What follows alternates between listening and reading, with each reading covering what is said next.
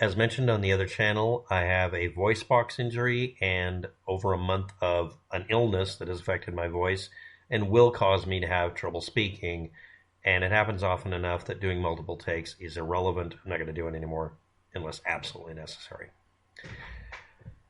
Richneck teaching staff, administrators, and parents not doing interviews, citing fear of reprisal and or the ongoing police investigation, which, okay. Teachers at the school and in the school system said that they received no support when they faced violence or attacks from students in class. This is actually a common enough problem. You could insert any school with this. We have a police department. Every one of you has a police department that has qualified immunity, and that allows them to get away with things as bad as literally just killing somebody and it causing massive protests that result in half your town burning down, all the way to actual members of gangs within the Los Angeles Police Department infiltrating them and becoming part of the problem. But they're still under qualified immunity. There's not a presumption of innocence. There is an overt cover-up whenever anybody who is in specific positions does something wrong. Meanwhile, at your local school, you simply separating the kid that potentially could kill somebody, Klebold, is going to get you fired because the legal system allows people to sue. Should we have qualified immunity when it's for the safety of the children instead of for the children when politicians yell things that don't do anything? Please debate this in the comment section and or point me to videos on this. I don't know everything about the subject, neither do you. Other people within this specific school system and at that school said that the boy in question, who was 6 at the time, who shot somebody, was known campus-wide for disruptive and violent behaviors. Here's a short list over many weeks. A chronic pattern of behavior, not single-minded in one purpose maybe, but showing a pattern of behavior. As a clear and present danger, let's evaluate. He wrote a note and handed it to a teacher, telling that teacher, "I hate you and I want to light you on fire and watch you die." Also, not an isolated incident, barricaded the doors to a classroom, preventing the teacher and students from leaving. Creating a fire hazard. If there was a fire, they would be trapped. He threw furniture and other items in class, prompting students to hide under their desk. All of this was many weeks apart, or more. Officials downplayed educators' warnings about his behavior for several reasons that are cited. One of them is that they said, well, it's near the end of the year and we can get rid of him. Others would cite that maybe they were worried about having reports be submitted to the state of disciplinary actions, which results in funding changes or them just looking bad or getting a lower rating or getting special attention. If you have a student, and it is listed as really just being one student that's being complained about, there may be more, who does things as bad as, let's say, I'm citing an example from my school. One of the students would take a pencil and stab people with it. I mean, legit stab people. Parents, teachers, kids, didn't matter. Once he got above the age of 13, legally speaking, they said, no, we're going to treat you as an adult. You're not allowed to go to school. They put him in juvenile hall.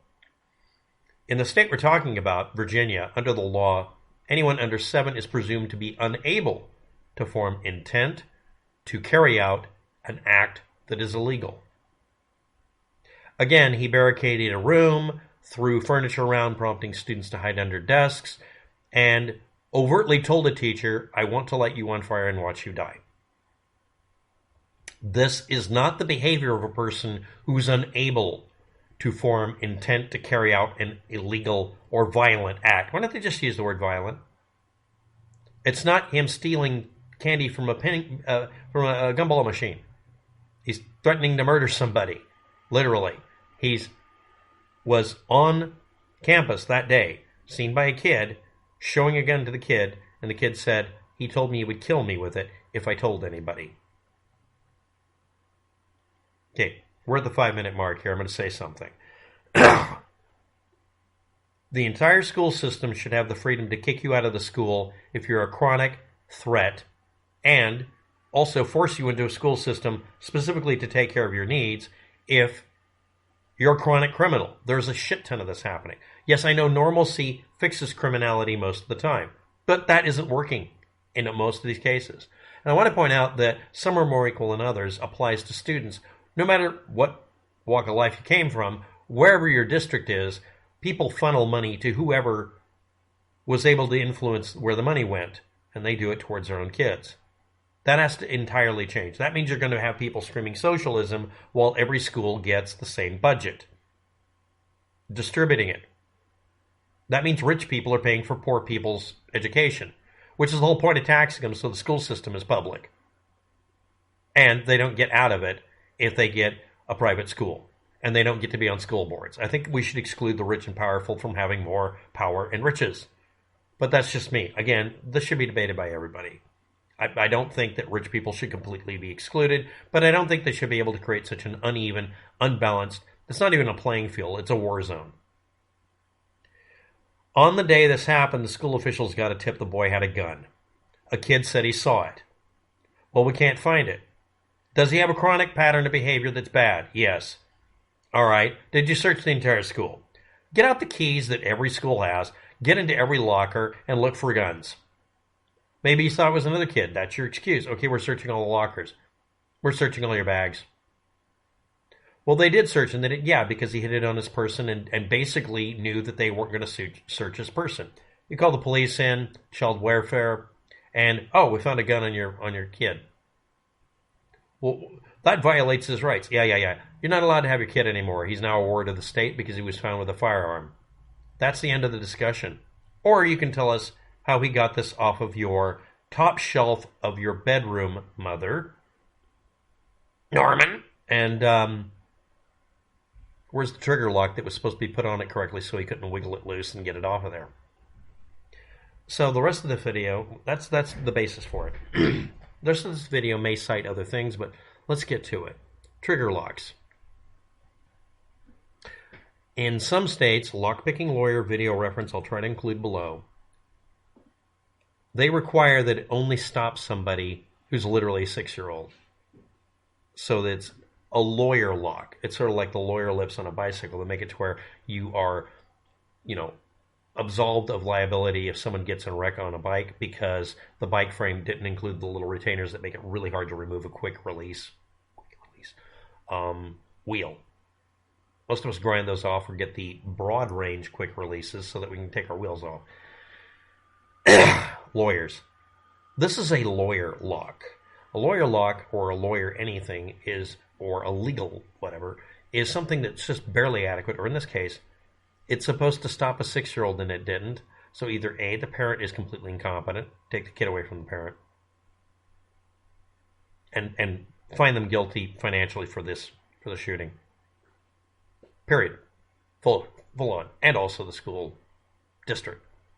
And also pass a law that says they have limited liability coverage instantly or qualified immunity from prosecution if they do the right thing. Well, we can't let you into the school to save all these screaming kids. The screaming kids will be deleted because fucking lawyers or something. No, knock the cops out of the way and go in there and beat the crap out of the person who's shooting your kid. Don't ever listen to the cops ever again when it comes to a school. Is that our attitude now? Should we really do that? Okay, if I'm on an airplane and someone says this is a hijack, there is going to be a very, very short duration of that person breathing. I'm an American.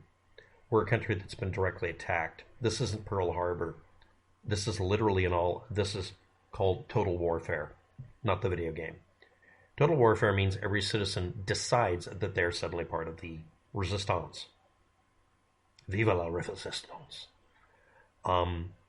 You hijack a plane I'm on. I've said this before, and I absolutely mean it. I don't care if I live. I only care that you don't accomplish your goal.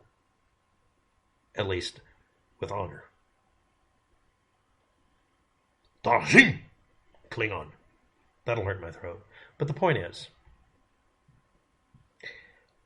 if you're at a school, you risk getting fired for doing the right thing and preventing this.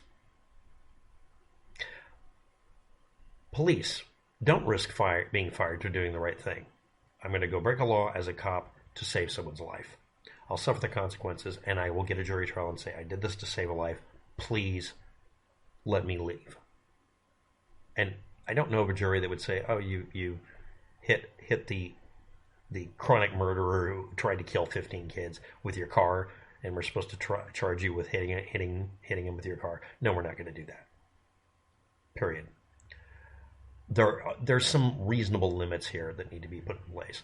Cops should not have qualified immunity unless it is demonstratively they were not doing something that is chronically continuing happening, where they basically kill people and call it excited delirium when really they're just refusing to grow balls and be a cop. Handcuff the person, put them back in the car, and shut up. Well, we have to. No, you don't have to put your knee on the back of their neck or anything. Just throw them in the back of the fucking car. I actually yelled that at a cop. Actually did in Portland. Put them in the back of the car. Put them in the back of the car. You're surrounded by a mob. Do it now. Do what you're told to do in the manual. In your policy book. It says throw them in the back of the car, cuff them and stuff them, and shut up. Are you trying to get on the news? Are you trying to go to prison? I just heckled them that way. And suddenly they realized, oh yeah, it is actually policy. Yeah, stop violating policy. And I want to point out something very important. Police departments all over the country have been infiltrated by actual gangs. There are Crips and Bloods in the Los Angeles Police Department, including MS-13 being in there. And they know who they are, and they won't fire them. Well, there could be a lawsuit because of union rules. No, you fire them and you suffer the consequences because my life might depend on you fuckers doing your goddamn jobs as bureaucrats.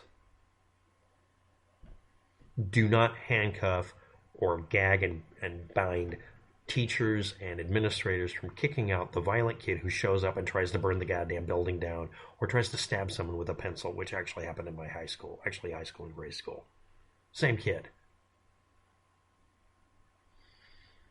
The kid had a chronic pattern of behavior that would go away when the parents were around, meaning he did not respect authority. I understand that. I don't respect authority either. I'm an asshole. But I didn't try to stab anybody in school.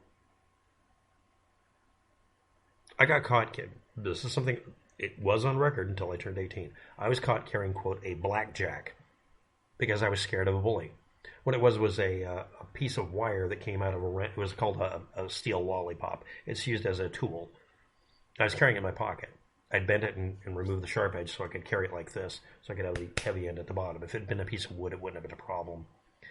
And I was scolded by the police officer. I said, I apologize. I don't think you really believe me. I said, yes, I do, because I understand that I could have hurt somebody or maybe killed them, all because I was afraid. And that's the dumbest reason to hurt somebody or kill them.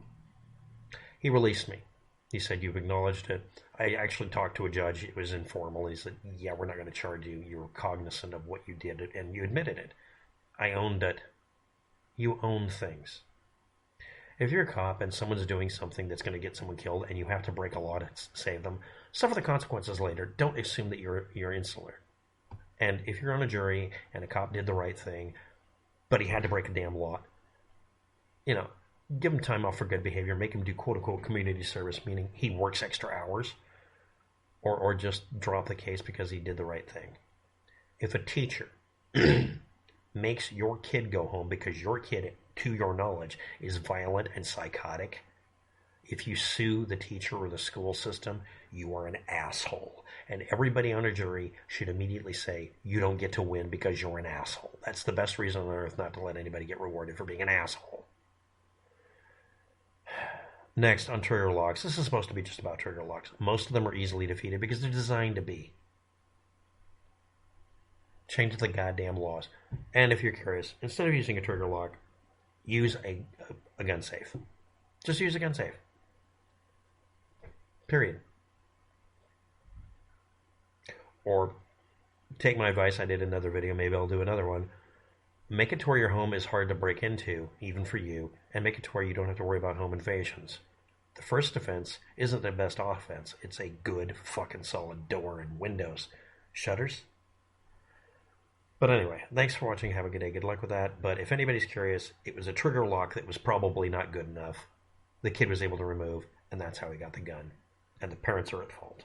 And so are all of us, maybe. Thanks for watching. Have a good day. Good